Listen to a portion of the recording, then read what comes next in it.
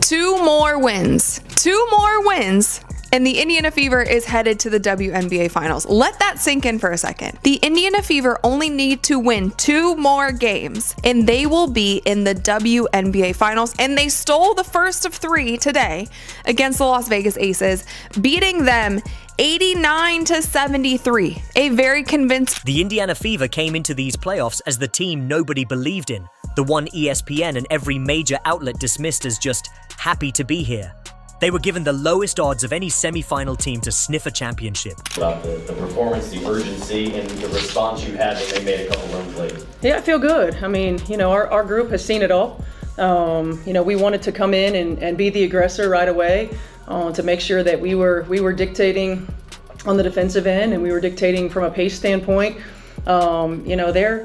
They're champions for a reason. We knew that they were going to make runs. They made a big one in the third, and we responded with a big one. I'm proud of our team. It's one game. It's a long series, so we got to keep the main thing. But to come in here and to be able to steal this one was big for us. But Game 1 against the Las Vegas Aces changed everything. This wasn't a nail-biter. It wasn't luck. It wasn't a fluke.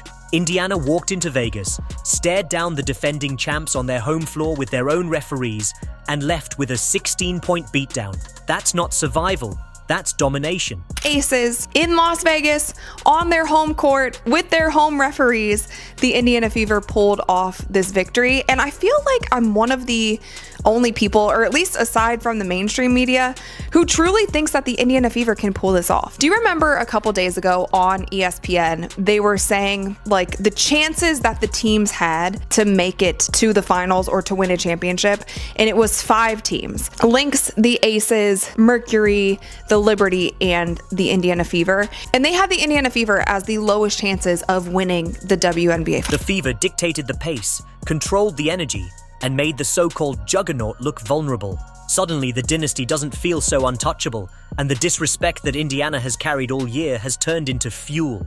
When the Aces superstar A'ja Wilson struggled, shooting just 27% and piling up fouls, the entire team unraveled. And when she sat, Vegas imploded. That's the scary truth. Take away Wilson for even a few minutes and the juggernaut collapses. That's not depth, that's desperation. Meanwhile, the Fever's stars rose to the moment. A game where Asia is not able to dominate. Where would you guys rank your level of concern surrounding that, and how do you guys kind of fix that? It's not necessarily my level of concern. I know we're capable, but not when we play like that. God forbid Asia doesn't drop 40 for us. But we had 12 assists tonight in 40 minutes, 12, and 12 turnovers. But you can start on the defensive end. I mean, clearly we had no answer for Mitchell. Couldn't even attempt it. So Kelsey Mitchell put up 34 in a statement game that can't be ignored. Odyssey Sims, signed only in August, played with the composure of a veteran leader, steadying the offense and dictating tempo like she'd been there for years. Aaliyah Boston and Brie Turner tag-teamed Wilson, suffocating her into tough shots, while Lexie Hull did all the gritty work Vegas refuses to, cutting lanes, diving for loose balls, and making every possession a battle. Indiana showed team basketball at its finest, while Vegas leaned on one player and cracked under pressure.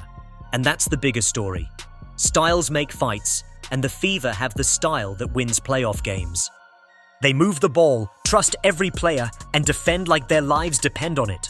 Vegas plays star ball, and without Wilson dominating, they look lost. Indiana even unleashed a full-court press that rattled Vegas's shaky ball handlers and flipped momentum in their favor. It was a blueprint win, not a lucky one. Zoom out and you see the culture shift. Caitlin Clark may be sidelined, but her presence has already reshaped the Fever, forcing defenses to account for her even when she isn't playing. That frees up Mitchell, Sims, and Boston to shine. The Fever are showing resilience, maturity, and hunger that Vegas doesn't have. They were never supposed to be here this early, but they're 2 wins away from the finals, tearing up the league's pre-written script of Aces versus Liberty. And it's not just about this series, it's about the future. Indiana has a core of Clark, Boston, and Mitchell that could dominate for years, while Vegas looks exposed as one-dimensional.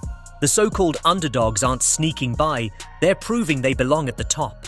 The panic isn't hypothetical anymore. It's real, it's here, and the WNBA knows it. 2 more wins separate Indiana from shocking the entire league, and if they pull it off, it won't feel like an upset. It'll feel like the beginning of a new dynasty. Nobody saw this coming. Not ESPN, not the league, not the analysts who laughed when Indiana's name showed up on the playoff bracket. The Fever were written off as the team with no shot, the fun story, the rebuilding project that was happy to make it this far. But all it took was one game on the Aces' home floor for that entire narrative to collapse. This wasn't a lucky bounce or a buzzer-beater miracle. Indiana went into Las Vegas, stared down the defending champions, and delivered a beating so brutal that the panic alarms are now blaring across the entire WNBA. A 16-point win in Vegas. A 16-point dismantling of the team that everyone said couldn't be touched. That's not an upset. That's a statement. For years, the Fever have been treated like a punchline. Now, they've flipped the script. And here's the wild part. It only takes 2 more wins for them to officially reach the finals. The same team that was given the lowest odds of anyone left is now in control. 2 wins away. The disrespect, the doubt, the jokes, every single piece of it has turned into fuel. And if you think this is just a fluke, look at how the game played out. The Fever didn't survive Vegas. They dominated them. They dictated the pace, they controlled the energy, and they exposed every weakness the Aces tried to hide. This is no Cinderella run. This is a takeover. A'ja Wilson is the heart and soul of Las Vegas. She's their superstar, their system, their everything. But when Indiana locked her down, everything else fell apart. Wilson still finished with a double-double, but her 27% shooting told the real story. She was forced into uncomfortable looks, bodied into fadeaways, frustrated into fouls. And when she had to sit with 4 fouls, the Aces went from trailing by 3 to being down 14. 1 player off the floor and the supposed dynasty imploded. That doesn't scream depth. That doesn't scream dominance. That screams dependence. And dependence in the playoffs is a death sentence. Meanwhile, Indiana's stars stepped up like killers. Kelsey Mitchell put on a masterclass, dropping 34 points, shredding every defender thrown at her, and reminding the league that she's been overlooked for far too long. She wasn't just hot. She was unstoppable. The kind of performance that forces people to admit she's more than just an empty stat scorer. Odyssey Sims, a player Indiana signed in August, played with the poise of a franchise cornerstone. 17 points, steady playmaking, 0 panic. She's the kind of guard who keeps a team calm when chaos hits, the kind of player you need in a playoff series. For someone who wasn't even supposed to be here, she already looks like the missing piece Indiana has been searching for. And then, there was the defensive clinic. Aaliyah Boston, just in her 2nd year, went toe-to-toe with Wilson and refused to back down. Brie Turner came in off the bench and carried the same energy, battling on every possession, making Wilson work for every single bucket. Lexie Hull? She may have only scored 6 points, but her plus-minus was the highest in the game because she did all the dirty work Vegas had no answer for. She cut off passing lanes, jumped into traps, fought for every rebound, and turned momentum plays into dagger moments. That's team basketball, the kind that wins playoff games, the kind that Vegas simply doesn't play anymore. Because when you look at the Aces, everything starts and ends with Wilson. Jackie Young scored 19, Chelsea Gray had moments, but neither of them looked like they could carry the team. Their bench? Non-existent. Their defense? A step slow and reactive. Their chemistry? Shaken the second Wilson struggled.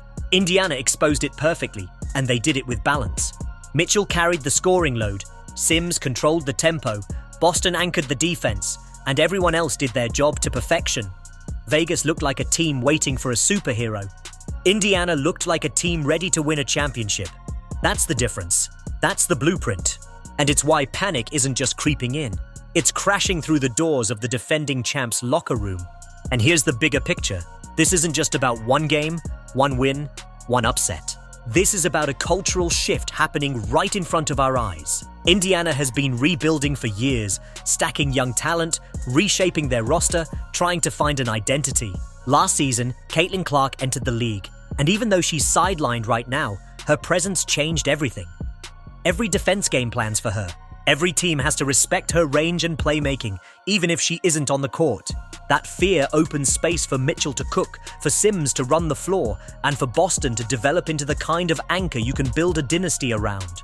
Clark doesn't even have to play to impact the series. She's already reshaped the team's DNA. That's power. Now contrast that with Las Vegas. They're incredibly talented, but they're also incredibly predictable. Stop Wilson, and suddenly they look ordinary. That's the harsh truth Indiana forced the world to see. Jackie Young can't carry them. Chelsea Gray can't do it alone. The bench gives them nothing. Their once vaunted chemistry looks shaky at best. And their energy? Gone the moment Indiana punched them in the mouth. The Aces looked tired, sluggish, and frustrated, while Indiana played like Energizer bunnies, pressing full court, diving for every loose ball, pressing every advantage. You can't fake hunger, and Indiana has it in spades. Look at the stats. Vegas averages over 90 points per game.